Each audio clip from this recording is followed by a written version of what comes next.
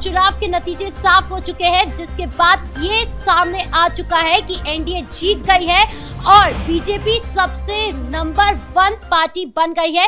लेकिन इसके बीच एक बड़ा सवाल ये उठ रहा है कि किसके सर सजेगा ताज। इसी पर ज्यादा जानकारियों के लिए मेरे साथ मौजूद है कैपिटल टीवी के एग्जीक्यूटिव एडिटर राजीव सिंह जी और मेरे दो सहयोगी नवेंदु जी और हर्ष जी। सर, सबसे पहले आपसे पूछते हैं कि किसके सर सजेगा ताज। देखिए, ताज तो नीतीश कुमार के सिर पर ही सजेगा, लेकिन बीजेपी के चाणक्य जो बैठे हैं सेंटर में, अमित शाह, उनकी रणनीति को भी एक बार इसके रिगार्डिंग समझ लेते हैं।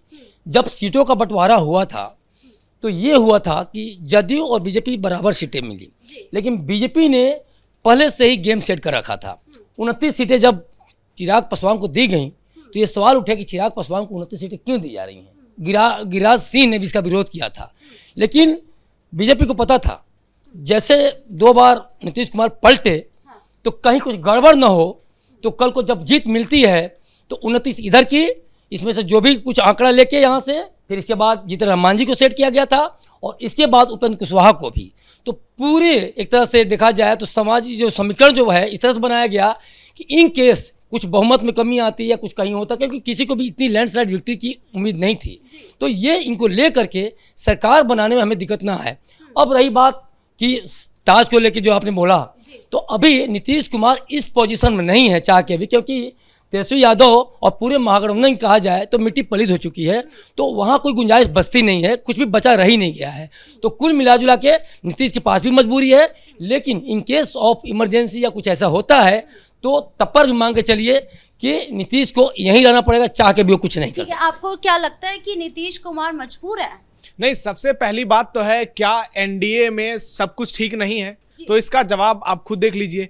बीजेपी और जेडीयू के रिश्ते बेहद अच्छे हैं और जिस तरह से गठबंधन ने चुनाव लड़ा, एकजुटता दिखाई और नीतीश कुमार के नाम को पहले अवॉइड किया गया शुरुआत में, लेकिन बाद में बीजेपी के तमाम बड़े नेताओं ने सीएम नीतीश को चेहरा बताया। अब तस्वीर साफ हो गई है। सर ने कहा कि किसी को लैंडस्लाइड विक्ट्री की उम्मीद नहीं थी, ये बहुत बड़ी बात है, लेकिन अब चूंकि तस्वीर साफ हो चुकी है तो अब सारे टॉपिक, सारी बहस, सब कुछ टिक गया है कि कौन मुख्यमंत्री बनेगा। तो इस बात में तो कोई दो राय ही नहीं है कि नीतीश कुमार ही सीएम बनेंगे, लेकिन इस बार का समीकरण जो है वो पिछले बार से अलग हो चुका है। आप देखिए कि 2020 में नीतीश कुमार सीएम बने थे, तब की क्या स्थिति थी। तब जेडीयू सिर्फ 42 सीटों पर जीत पाई थी, तब गठबंधन में एलजेपी नहीं थी, उपेंद्र कुशवाहा की पार्टी नहीं थी, जीतन राम मांझी सिर्फ मौजूद थे। तो तब बीजेपी को नीतीश कुमार ने ऑफर किया था कि आप अपना सीएम बना लीजिए, लेकिन बीजेपी ने मना कर दिया। उसके बाद 2024 के लोकसभा चुनाव हुए और बीजेपी 240 सीटों तक आ गई। केंद्र में चूंकि नीतीश कुमार एक महत्वपूर्ण सहयोगी हैं, लेकिन ऐसा नहीं है कि सिर्फ नीतीश की वजह से ही केंद्र सरकार चल रही है। बीजेपी और जेडीयू का गठबंधन बेहद मजबूत है, लेकिन जो समीकरण की मैं बात कर रहा हूं, अगर बिहार में जैसे सर ने कहा कि नीतीश कुमार पहले कई बार पलटी मार चुके हैं, लेकिन आपने देखा होगा कि इस पूरे चुनाव कैंपेन में नीतीश बार बार हर मंच से ये कहते रहे कि अब हम इधर उधर नहीं करेंगे, और नीतीश कुमार ने कम से कम सैकड़ों बार इस बात को दोहराया।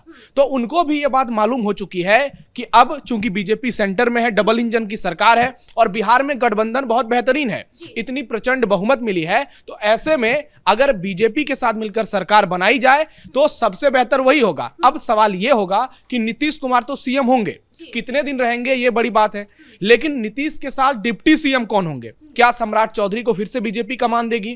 क्या विजय सिन्हा के सिर फिर से ताज सजेगा, या फिर बीजेपी इस बार कुछ बदलाव करेगी? अब देखना यह होगा कि नीतीश कुमार का क्या इंटरेस्ट रहता है, क्या वो इसमें दखल देते हैं, बीजेपी से रिक्वेस्ट करते हैं कि उनके हिसाब से कंफर्टेबल कौन है, क्योंकि सम्राट चौधरी के साथ उनकी जो केमिस्ट्री है बहुत बेहतर बताई जाती है। तो कुल मिलाकर यही माना जाए कि नीतीश कुमार तो सीएम होंगे, कुछ दिनों में डिप्टी सीएम का मामला साफ हो जाएगा। गठबंधन में सब कुछ ठीक है और समीकरण एनडीए के पक्ष में है, और नीतीश कुमार भी अब ऐसी स्थिति में आ चुके हैं कि वो चाहेंगे कि उनकी पॉलिटिक्स का अंत ऐसा हो कि जनता उनको एक सम्मानजनक नेता के तौर पर देखे और विदाई को लेकर तरीके से देख रहे कि परिणाम सामने आने के बाद पीएम मोदी का एक बयान सामने आया जहां पर उन्होंने सुशासन का नाम लिया, और सुशासन बाबू हमेशा से नीतीश कुमार को ही कहा गया है। तो आपको क्या लगता है, इससे क्लियर नहीं हो रहा है कि किसके सर पर ताज लगने वाला है? देखिए, दिवंगत नेता सुशील मोदी का नाम तो हम सभी को याद है, और उन्होंने किस तरीके से नीतीश को पास लाने का काम बीजेपी की किया है वो हर कोई जानता है।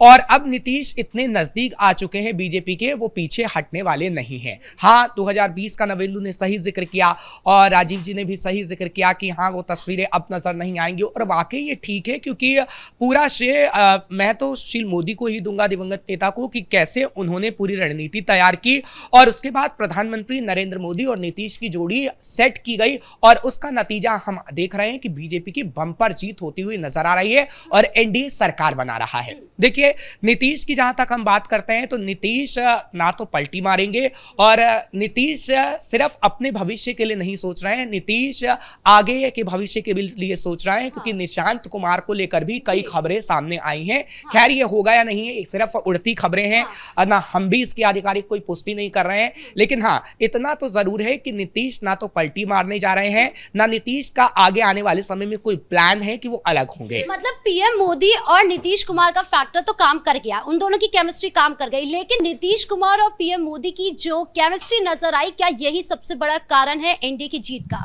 देखिए, केमिस्ट्री कोई नई नहीं है, केमिस्ट्री बहुत पुरानी है, तो मैं इसको बहुत ज़्यादा तवज्जो नहीं देता। ठीक है, एक कारण हो सकता है, लेकिन सबसे ज़्यादा जो मुझे लगता है वो चोरी और एसआईआर का मुद्दा है। जनता ने समझ लिया कि बिहार में बांग्लादेशियों को घुसा के, घुसपैठियों को घुसा के कहीं ना कहीं जो विपक्ष है, वो महागठबंधन है, वो उनके सहयोग से बिहार में सरकार बनाना चाह रहा था, उनके लोगों के थ्रू बिहार में एक तरह से कहा जाए तो एक तरह से खुद ही वोट चोरी कर रहा था। और डेमोग्राफी चेंज की जो बार बार हमलावर हुए बीजेपी के लोग या फिर अन्य पार्टियां जो एनडीए में हैं, तो वो भी कहीं ना कहीं साबित कर दी, क्योंकि ये लगातार चिल्लाते रहे वोट चोरी वोट चोरी वोट चोरी, क्योंकि इनको डर पहले से था कि जिन चीज़ों को लेकर हमने एक खड़ा किया था वर्षों में, अब वो खत्म हो गया और हार रहे हैं। मैं तो ये कह रहा हूँ कि अगर ये जो 65 लाख वोटर हटाए गए एसआई के माध्यम से, अगर ये पहले हटाए हो गए होते तो कई बार एक तरफ देखा तो एनडीए लैंडस्लाइड व्यक्ति करते हुए नजर आती, क्योंकि आपने कई बार देखा जिन जिन लोगों को राहुल गांधी लेकर आए, चाहे फिर हरियाणा की बात की या फिर सब के सब खारिज होते चले गए। और इसमें देखिए एक बड़ा फैक्टर ये भी रहा, ये तो एक घुसपैठियों वाला रहा ही, जो डेवलपमेंट को लेकर काम किया गया, इन्होंने किया था उसको और आगे बढ़ाने की बात की, इन्होंने वायदे तो किए, लेकिन इनका चेहरा ऐसा नहीं था कि इनके ऊपर विश्वास किया सके। जब मोदी की बात आती है वहाँ राहुल गांधी टिकते नहीं हैं, जब नीतीश कुमार की बात आती है वहाँ तेजस्वी किनारे हो जाते हैं, तो एक ये बड़ी बात है। या उसके बाद जो वायदे भी किए वो सब के सब अनप्रैक्टिकल थे, जमीन पे कहीं से भी उतरते हुए नहीं दिखा दिए, एक ये बहुत बड़ा कारण रहा। उसके अलावे जो लोग कह रहे हैं बार बार महिलाएं कतार में लगी, महिलाएं कतार में लगी, उन्होंने जिताया, अरे कोई पहली बार थोड़ी कतार में लगी थी, महिलाएं तो 2005 से कतार में लग रही हैं। 45% जब वोट हुआ था उस समय महिलाओं का ही दिन था जीतने का।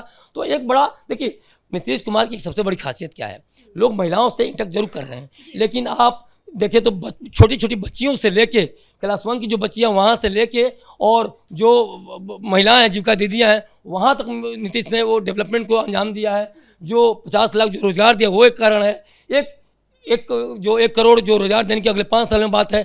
तमाम वर्ग, तमाम जाति वर्ग को, चाहे ईबीसी की बात करें, ओबीसी की बात करें, फॉरवर्ड कास्ट में का वोटर है, तो ये सब। दूसरी बात, जो उपेंद्र कुशवाहा आए और चिराग पासवान आए, तो वो एक बहुत बड़ा फैक्टर रहा, जो कि पिछली बार जदयू को कहीं ना कहीं टक्कर देते हुए दिखाई दिए। और यही कारण है कि ये साबित भी कर रहा है, जिस तरह से चिराग पासवान ने बहुत बेहतरीन प्रदर्शन किया, तो सब मिला के एक तरह से देखा जाए नीतीश की ताजपोशी में, एनडीए की ताजपोशी में बहुत बड़ा फैक्टर। सर ने सारे फैक्टर्स बता दिए कैसे एनडीए जीत रही थी, लेकिन अभी ये एक बड़ा सवाल है, बीजेपी को फोकस करना बहुत जरूरी है। बीजेपी को लेकर अनुमान लगाया जा रहा था कि वो तीसरे नंबर पर होगी, लेकिन इस बार हम देख रहे हैं कि वो पहले नंबर पर नजर आ रही है। क्या वो दबाव बनाने वाली है? किस पर? जेडीयू पर।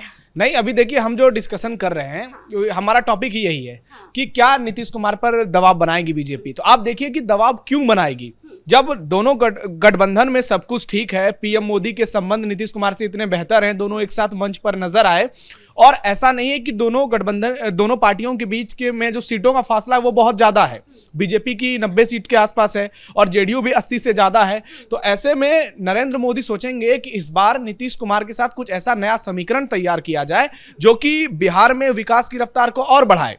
नीतीश कुमार भी इस बात को जानते हैं कि अभी केंद्र के साथ रहने में ही फायदा है, और ऐसा कुछ होने वाला नहीं है। कोई वैसा कारण नजर नहीं आ रहा है कि गठबंधन में कुछ दिक्कत है या आपसी तनाव है जिसके चलते नीतीश साइडलाइन हो। नीतीश ने जो मदद मांगी थी, केंद्र सरकार ने 2024 के बजट में बिहार को दिया, अलग से 1 लाख करोड़ से ज्यादा रुपए बिहार को दिए, और जो तमाम मांगे थी, चाहे कर्पूरी ठाकुर को भारत रत्न देना, सारी मांगे बिहार की पूरी की गई। बाढ़ को लेकर, बाढ़ कंट्रोल को लेकर सारी तमाम फैसले किए गए। मखाना बोर्ड का गठन किया गया, तो नीतीश कुमार ने जो जो चीजों की मांग की वो सब पूरा किया गया। अब बीजेपी सबसे बड़ी पार्टी है, बीजेपी दबाव तो नहीं बनाएगी, अब नीतीश कुमार खुद ही बीजेपी को कंफर्टेबल पोजीशन में ला देंगे, क्योंकि नीतीश के ऊपर भी तो एक मानसिक दबाव रहेगा, मनोवैज्ञानिक दबाव रहेगा कि कम सीटों के बावजूद बीजेपी ने उन्हें सीएम बनाया। बीच में वो इधर उधर हो गए अपनी वजहों से, लेकिन बीजेपी ने तो नीतीश के सम्मान में कोई कमी नहीं रखी।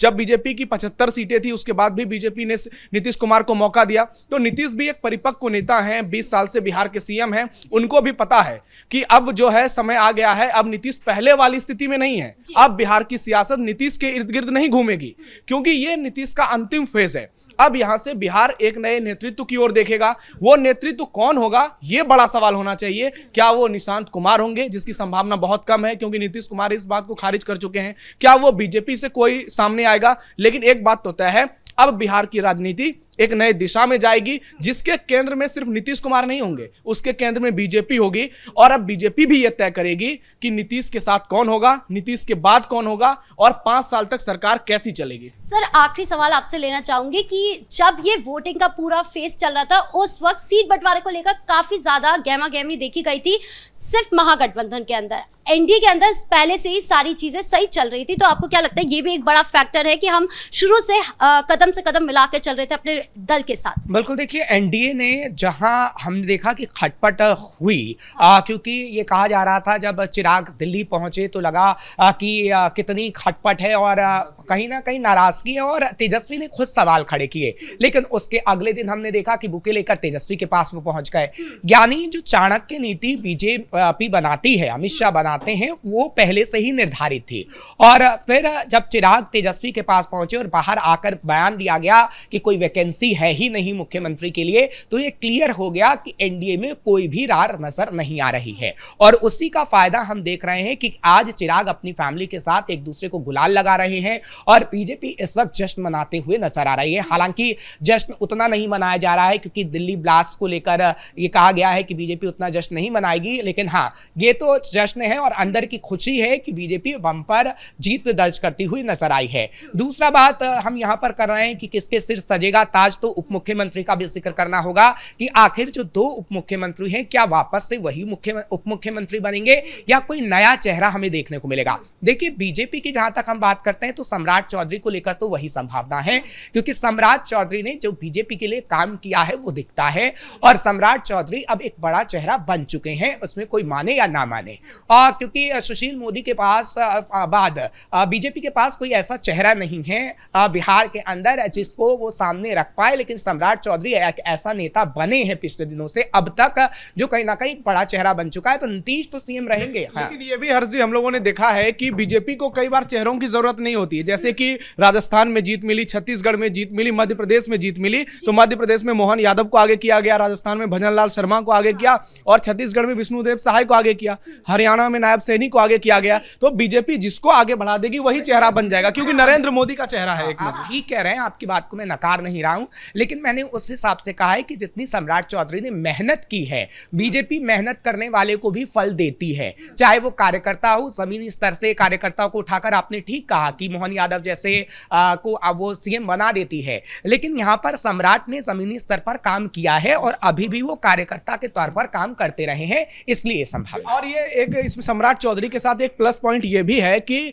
जो कुशवाहा वोटर है बिहार में, उसकी आबादी 5% है, और सम्राट चौधरी अब कुशवाहा समाज के बहुत बड़े नेता बन गए हैं। और जिस बात पर हम लोग डिस्कस कर रहे थे, कंक्लूजन मैं करना चाहूंगा कि जेडीयू ने एक पोस्ट किया था आज, न भूतो न भविष्यति, नीतीश सीएम थे, सीएम है और सीएम रहेंगे, लेकिन कुछ देर के बाद वो ट्वीट डिलीट कर दिया गया। आप इसी से अंदाजा लगाइए कि बिहार की सियासत जो अब होगी वो सिर्फ नीतीश कुमार पर नहीं होगी, अब बीजेपी का उसमें सबसे बड़ा फैक्टर होने वाला है। मेरा आखिरी सवाल एक और आ गया आपके लिए कि सम्राट चौधरी तो क्लियर हो गए कि उप मुख्यमंत्री बन सकते हैं, लेकिन दूसरा कौन हो सकता है? देखिए, दूसरा जो हर्ष नहीं बोला, नवेंदु जी ने भी बोला, देखिए बीजेपी बहुत कुछ पहले अनाउंसमेंट नहीं करती। आप कई स्टेट के सीएम को देख सकती हैं, तो डिप्टी सीएम तो एकदम मांग के चलिए, लेकिन विजय सिन्हा नहीं होंगे, ये मैं एकदम इसको लेकर 100% श्योर हूँ। सम्राट चौधरी का नाम इसलिए रहेगा कि सम्राट चौधरी को बिहार की जनता ही पसंद करती है, और दूसरी बात एक और है कि लगातार बिहार की जनता ने इनको वोट इसलिए भी दिया है कि वो चाहती है बीजेपी का सीएम, लेकिन चूंकि अब सीएम की वैकेंसी नहीं है, नीतीश सीएम रहेंगे, लेकिन अगला हो सकता है 2 साल 1.5 साल बाद कहीं ना कहीं बीजेपी अपना सीएम रखने प्रस्ताव रखे और इनको बहुत ही सम्मानजनक विदाई देते हुए इस प्रस्ताव पे लागू किया जाए, इस प्रस्ताव पे बात बने। क्योंकि एक बार देखा जाए तो जो लैंडस्लाइड विक्ट्री है तो ये कहीं ना कहीं एक तरह से नीतीश कुमार को एक बहुत ही सुंदर विदाई के तौर पर भी इसको देखा जाना चाहिए। तो मान के चलिए सम्राट चौधरी ही कल को सीएम हो सकते हैं, तो इसीलिए डिप्टी सीएम पे सम्राट चौधरी को कोई कुछ नहीं है। दूसरी बात कि डिप्टी सीएम को लेकर जो विजय सिन्हा की बात है वहाँ कोई नया चेहरा आ सकता है, लेकिन फिलहाल अभी नीतीश कुमार ही सीएम बने रहेंगे। जी, आप तीनों का बहुत बहुत धन्यवाद इस मुद्दे पर। तो ये जो सवाल था कि किसके सिर पर सजेगा ताज, ये क्लियर हो गया है कि नीतीश कुमार के सिर पर ही ताज सजेगा, वो मुख्यमंत्री बन रहे हैं। लेकिन जो उप मुख्यमंत्री की बात है वहां पर एक सम्राट चौधरी तो क्लियर है, लेकिन एक सरप्राइज पैकेज हो सकता है, उसमें कौन होंगे उप मुख्यमंत्री, ये देखने वाली बात होगी। कैमरा पर्सन कुणाल के साथ मैं राधिका राज।